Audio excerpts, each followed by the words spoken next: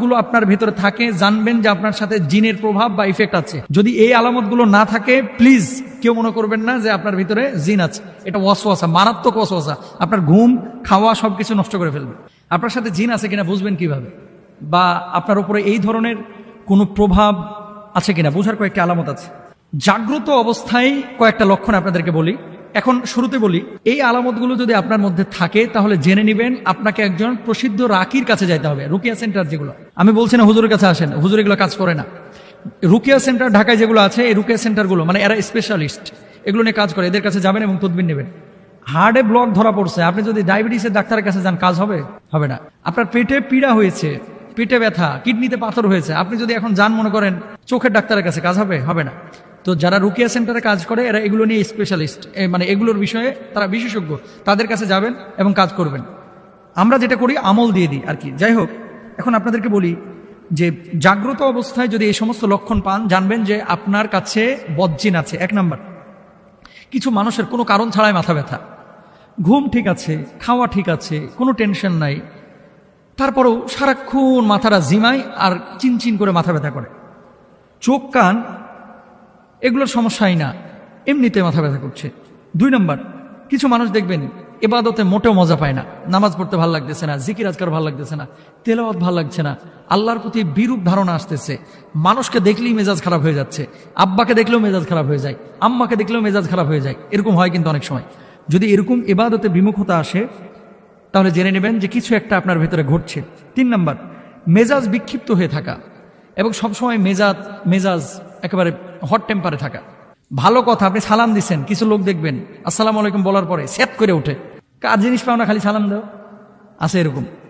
খাবারের কথা বলতেছেন, একেবারে সেট করে ওঠে, মানে রাগে যাচ্ছে, খুব রূঢ় আচরণ করছে, উগ্র মেজাজে আচরণ করছে।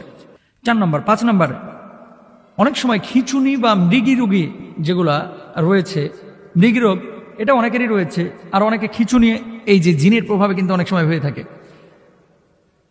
6 নম্বর, হঠাৎ অজ্ঞান হয়ে যাওয়া, গাড়িতে বসে আছে কোনো কারণ ছাড়া অজ্ঞান, দাঁড়ায় আছে কথা বলতেছে কোনো কারণ ছাড়া অজ্ঞান হয়ে যাচ্ছে, রাত্রিবেলায় দাঁড়ায় দাঁড়ায় গল্প করতেছে কোনো কারণ ছাড়া অজ্ঞান হয়ে যাচ্ছে। 7 নম্বর, শরীরের কোনো অঙ্গে সবসময় ব্যথা থাকা কিংবা বিকল হয়ে যাওয়া, অথবা ছোপ ছোপ কিছু দাগ দেখতে পাওয়া। রাত্রিবেলায় ঘুমিয়েছেন আপনি, হঠাৎ আপনার শরীরের উপর আঁচড় দিয়েছে, মনে হচ্ছে কেউ একটা খামচি দিয়েছে। ইভেন আমি নাম বললে চিনে যাবেন। আমরা যে বিদেশে সফরে যাই, অনেক সময় এমনটা হয়েছে যে আমাদের সাথী পাশের বেডে শুয়ে আছে, পাশে আমি শুয়ে আছি, সকালবেলায় দেখতেছি পায়ের এখানে কে যেন খামচায়া পুরো দাগ করে ফেলেছে। অথচ 4 স্টার মানের হোটেল, এখানে তো বিড়াল আসার কথা না, এখানে তো মশা মাছির প্রশ্ন ওঠে না, তো খামচাই লোকে। মেন কথা হচ্ছে এই ধরনের বিষয় ঘটে।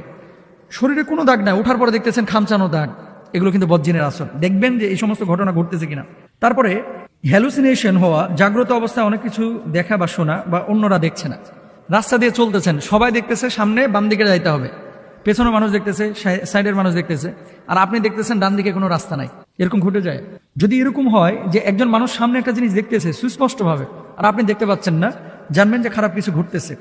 জিনের আসর যদি কারো উপরে থাকে জাগ্রত অবস্থায়, এই মানুষটার আচরণ কি হবে? হাই হাই খাই খাই আচরণ হবে। 32 কেজি মিষ্টি চাইবে, গরুর গোস্ত চাইবে 6 কেজি। আমি রাজশাহীতে দেখেছিলাম জিনের তদবির করতেছে কবিরাজের সামনে জিন বলতেছে যে আমারে এখন টাঙ্গাইল থেকে 8 কেজি ওজনের মিষ্টি এনে দিবি, নাহলে আমি সরতাম না। কথা বুঝতে পেরেছেন? 8 কেজি ওজনের মিষ্টি চাইতেছে। 8 কেজি ওজনের মিষ্টি খাওয়া সম্ভব না। তো যাই হোক, অনেকক্ষণ তার সাথে কথা বলার পরে কবিরাজ বলল যে আপনি 4 কেজি এনে দেন। বিশ্বাস করেন, এক ব্যক্তি দাঁড়ায়া ওখানে বসে 4 কেজি খাইতে পারে নাই, 3 কেজি খাওয়ার পর বলে যে এটা রাইখা দে, পরে খাবো। তার মানে কি? এটা মানুষের স্বাভাবিক আচরণ না, অস্বাভাবিক আচরণ। এই সমস্ত যদি সিমটম দেখেন, একটু পরামর্শ করবেন, রুকিয়া সেন্টারে যাবেন ইনশাআল্লাহ তাআলা। আরেকটা বিষয় আপনাদেরকে বলি, তাহলে এই সমস্ত জিনিসগুলো যদি আপনারা পান তাহলে জেনে নেবেন জাগ্রত অবস্থায় যদি এরকম কোনো ঘটনা ঘটে, জেনে নেবেন সে মানুষটি জিন দ্বারা আক্রান্ত হচ্ছে, তাহলে রুকিয়া সেন্টারে যাবেন। আর ঘুমন্ত অবস্থায় কিছু বিষয় আছে, এগুলো অন্য দিন আমরা বলবো ইনশাআল্লাহ। কারণ আন্নাউমু কাল মাউত, ঘুম হচ্ছে মৃত্যুর মতো। তাহলে আল্লাহ তাআলা আমাদের সবাইকে বুঝার তৌফিক দান করুন। ঘুমন্ত অবস্থায় যে লক্ষণগুলো, ঘুমন্ত অবস্থায় যে লক্ষণগুলো বলেই দিই। এমন কিছু অবস্থা রয়েছে যে অবস্থাগুলো ঘুমন্ত অবস্থায় যদি হয় তাহলে জানবেন যে জিনের আসর আছে। 1 নাম্বার, নিদ্রাহীনতা। কিছু মানুষের ডে বাই ডে শরীরটা খারাপ হয়ে যাচ্ছে এবং ঘুম আসছে না, কোনো কারণ ছাড়াই ঘুম আসে না, কোনো টেনশন নাই, কিচ্ছু নাই।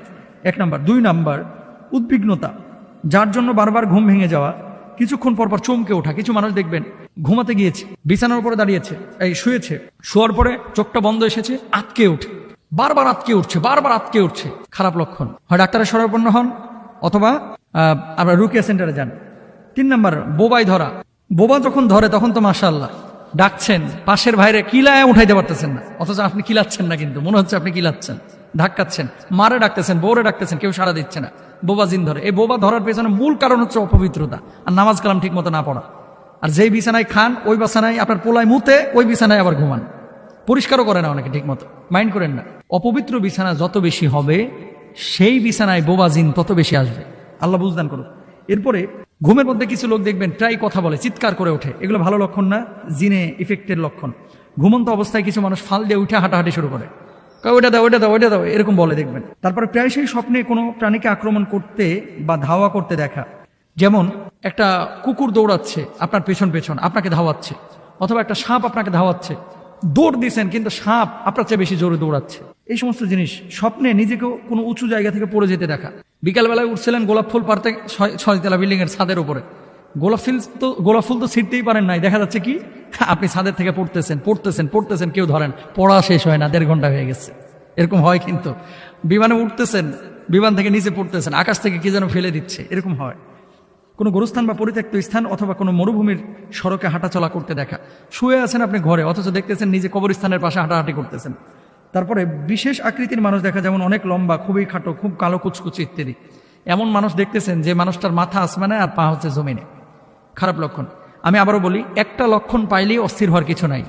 যদি এরকম হয় যে একটা লক্ষণ পেয়েছেন, আপনি এই যে শরীরটারে বন্ধ করার 1 নম্বর উপায় হচ্ছে আয়াতুল কুরসি পড়ে হাতের তালুতে ফু দিয়ে শরীরটারে মুছে দিবেন 5 ওয়াক্ত নামাজের পরে। চারকুল পড়বেন, আয়াতুল কুরসি পড়বেন বিসমিল্লাহ সহকারে, ফু দিয়ে শরীরটারে মুছবেন, পবিত্র বিছানায় ঘুমাবেন।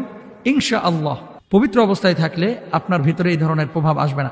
এরপরেও যদি এরকম অসংখ্য আলামত আপনার শরীরের মধ্যে চলে আসে, রুকিয়া সেন্টারে যাবেন, চিকিৎসা নেবেন ইনশাআল্লাহ।